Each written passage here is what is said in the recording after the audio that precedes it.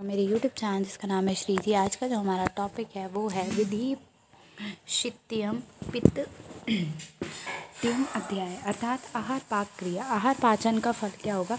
तो अब अन्नपान विधि नामक अध्याय के बाद विधि शित्यम शित्य अध्याय की व्याख्या की जाएगी, जैसा कि भगवान आत्रेय ने कहा है।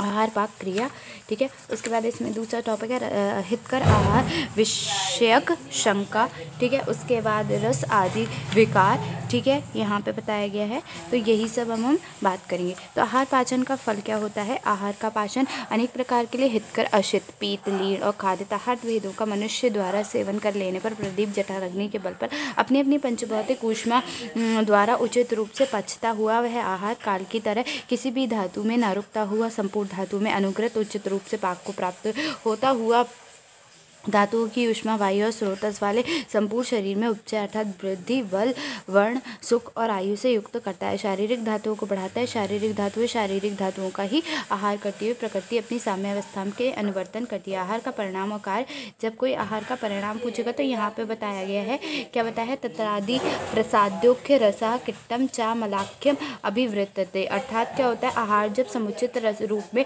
पच जाता है तो उस जो स्वभाव स्वच्छ भाग होता है उसे रस कहा जाता है। जो मल भाग होता है उसे किट कहा जाता है। सॉरी, उसे रस नहीं, उसे सार कहा जाता है, ठीक है। इस तरह आहार परिणाम को दो भाग अर्थात प्रसाद भाग रस, सार, प्रसाद भाग सार और मल भाग किट। किट भाग में मल, मूत्र, स्वेद, वात, पित्त, मल, कफ एवं कान, नाक, आँख, मुख, रोमकूप और ज्ञानेंद्रियों का मल, केश, दाढ़ी के बाल, रोम, नख आदि अवयवों की पुष्टि होती है। प्रसाद रूप आहार रस से रस, रक्त, मांस, मेद, अस्थि, मज्जा, शुक्र, ओज इन धातु के सारभूत पांचों ज्ञानेंद्रियों ने द्रव्य शारीरिक संधिया बंधन के कारणभूत स्नायु और कंडराइट कला आदि अवयवों की पुष्टि होती है। ये सभी मल रूप के प्रसाद रूप धातुएं रस एवं मलदेह पुष्ट हुई आयु और शरीर के अनुसार उनके उचित मात्रा का शरीर में अनुसरण करती है। इस प्रकार तो उचित मात्रा में रहती हुई रस और मल धातुएं अपनी आश्रयभूत समधातु की धातुओं को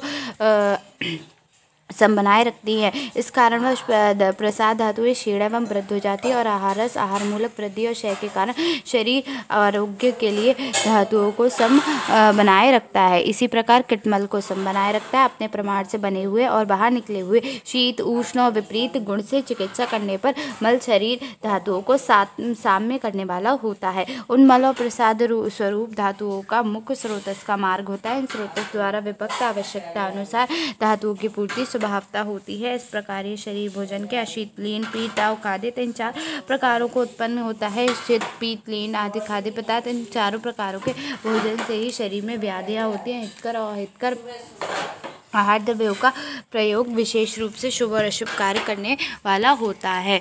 नेक्स्ट है और अहितकर। इस प्रकार कहने पर विषय के शंक। आत्रेय ने अग्निवेश से कहा कि हितकर आहार का प्रयोग करने वाले मनुष्य रोगग्रस्त और रोगरहित दिखाई पड़ते हैं और इसी प्रकार अहितकर आहार करने वाले मनुष्य रोगग्रस्त और रोगरहित दिखाई पड़ते हैं। इस तरह दिखाई पड़ने पर किस प्रकार हितकर आहार या अहितकर आहार के प्रयोग से शुभ या अशुभ फल के विषय से हम निश्चित करें।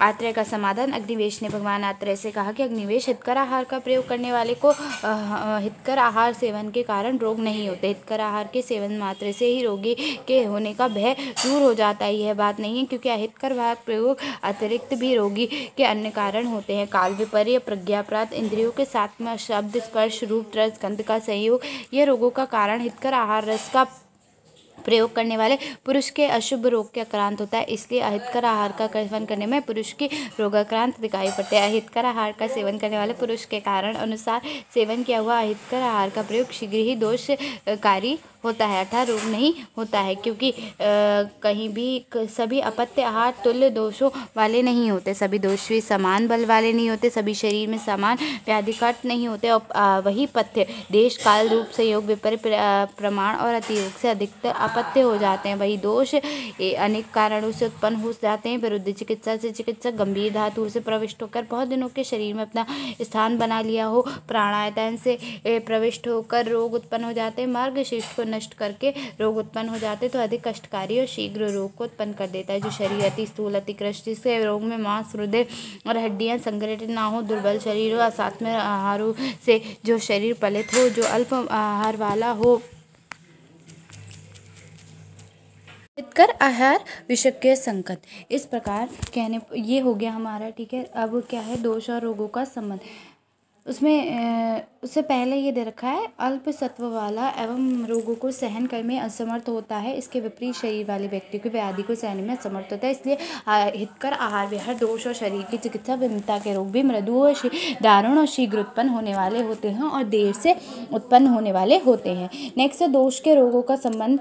वे ही वात, पित्त और कफ दोष विशेष विशेष स्थानों में कुपित होकर विशेष विशेष व्याधियों में उत्पन्न होते हैं। रस आदि जन्य विकार, उनकी चिकित्सा कैसे होगी? रसजन आदि करना। रस आदि धातुओं के समान प्रकोपित दोषों को जिन जिन स्थानों में जो जो रोग होते हैं उन्होंने रोगों में यथावत व्याख्या कर रहा हूँ। दुष्ट रसज रोग, यहाँ पे क्या बताया गया है, श्लोक दे रखा है, श्लोक नंबर 9 और 10 याद रखना।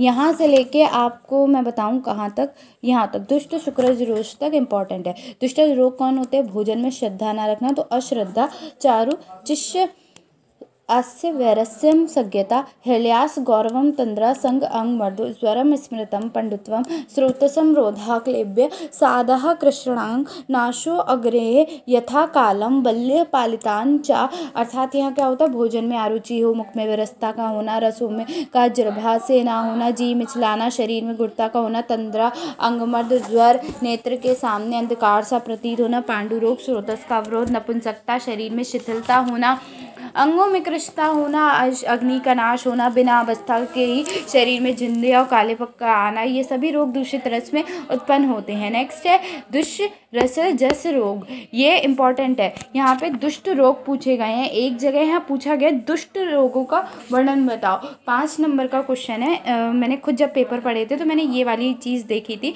वहाँ पे ये क्वेश्चन दिया हुआ था। तो अगर यहाँ पे कहीं पे ये आए तो यहाँ पे आप दुष्ट रसज रोग, फिर दुष्ट रसज रोग, दुष्ट रसज रोग और है रक्त रोज रोग, ठीक है। रक्त से कौन से रोग हो रहे हैं, ठीक है। तो रक्त दोष बताए गए हैं, वक्ष्यते रक्त दोषिदा, ठीक है। कुष्ठ विसर्प, कुष्ठ हो गया, विसर्प हो गया, पिंडिता, रक्तपित्त हो गया, असग्रदर हो गया, ठीक है। गुदा हो गया, गुदा का पाक होना, मेड का पाक होना, मुख पाक होना, प्लीहा की वृद्धि होना, गुल्म होना, विदृद्धि, नीलिका, कामला, व्यंग, पिपलू तिलकालक, दद्रु, चमदल, शुवित्र, पामा, कोठ, रक्तमंडल से रोग रक्त के दुष्ट होने से होते हैं। दुष्ट मासज रोग कौन से होते हैं? मांस दोष से होने वाले रोग सुने, अधिक मांस होता है, आबुद्ध होता है, और कौन सा होता है? मांस कीलक होता है, ठीक है। उसके बाद कौन सा होता है? गल शालुका होता है, ठीक है। उसके बाद आपका क्या होता है? गल शुंडी होता है, पूती मांस होता है, अलजी होता है, और क्या होता है? गंड होता है, गंडमाला होता है, उपजया से रोग दूषित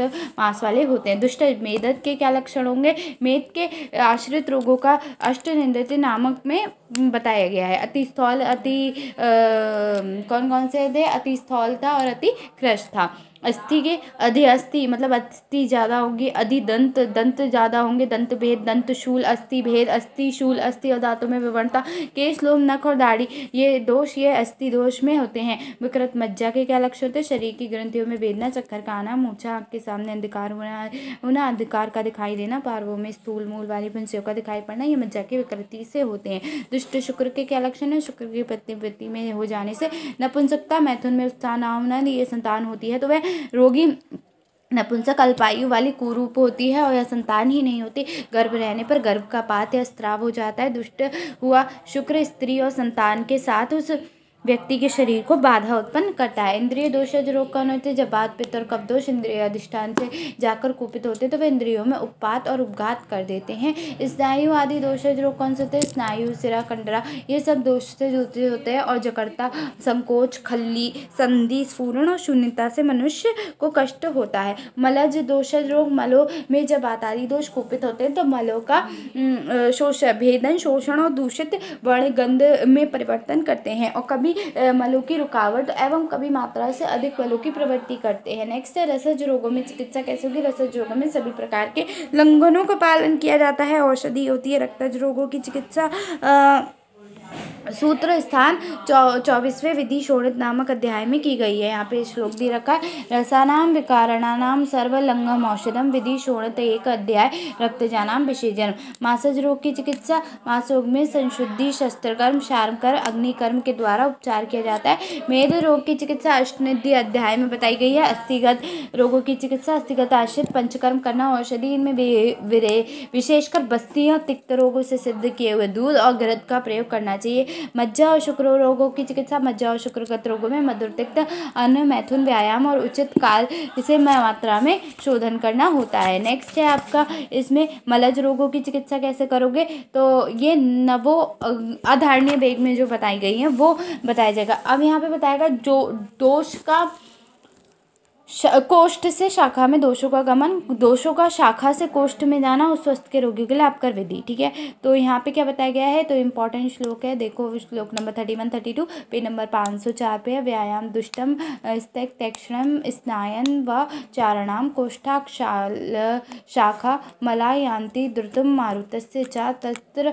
स्थानस्य विलंबवन्ते कदाचित समीरते नादेश काल कुपयंती भूयो हेतु प्रक्षणा। अर्थात अधिक व्यायाम करने से, उष्ण की तीक्ष्णता से, हितकर आहार और विहार का सेवन करने से, वायु की अति शीघ्र गति से दोष कोष्ठ से शाखा में चले जाते हैं और वहीं पर स्थित होकर प्रेरणा न मिलने पर वही कभी विलंब कर जाते हैं। पुनः दूसरे हेतु को प्रतीक्षा करने वाले दोष बिना स्थान के समय के कुपित नहीं होते हैं। दोषों का शाखा से कोष्ठ में जाना, वृद्ध्या विशंदे पाकात सोत मुख विश्वनाथ शाखा मुक्तम मला कोष्ठ यांति वायो निग्रता। अर्थात वातादि दोष के अधिक बढ़ने से, बहने का स्वभाव होने से, दोषों का पाक हो जाने से, सोतस के मुख का शोधन होने से, शरीर के अंदर वायु निग्रह, मल दोष शाखा छोड़कर कोष्ठ में चले आना स्वस्थ रोगियों के लाभ कर सुख की अभिलाषा रखने वाले पुरुषों के लिए यह आवश्यकता है कि वे नहीं उत्पन्न हुए हैं,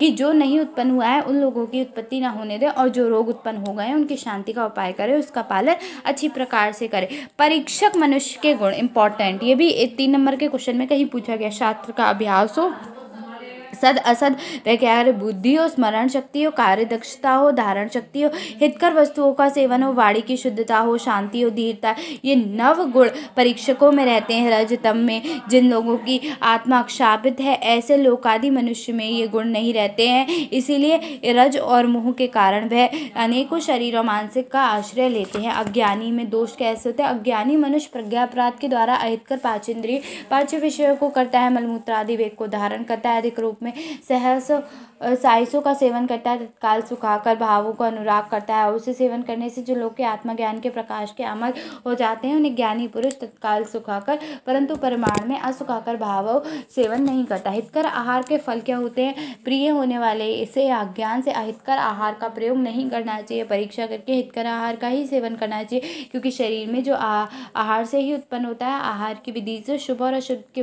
उत्पत्ति में 8 विशेष कारण विमान स्थान में बताए जाएंगे। ठीक है, अपथ्य त्याग करने से योग्य, अपथ्यों का सदा त्याग करना पंडित मनुष्य साधु पुरुष के ऋण के रहित होता है। जो रोगों का कारण किसी ने अनेक उपाय करने पर दूर न किया जा सके, ऐसे रोगियों को प्राप्त कर बुद्धिमान वैद्य को शोक नहीं करता। तो यहाँ पे ये विधि शित्य पित्यम अध्याय भी पूरा हो गया। नेक्स्ट वीडियो में मिलेंगे आपसे। ठीक है, तो थैंक यू।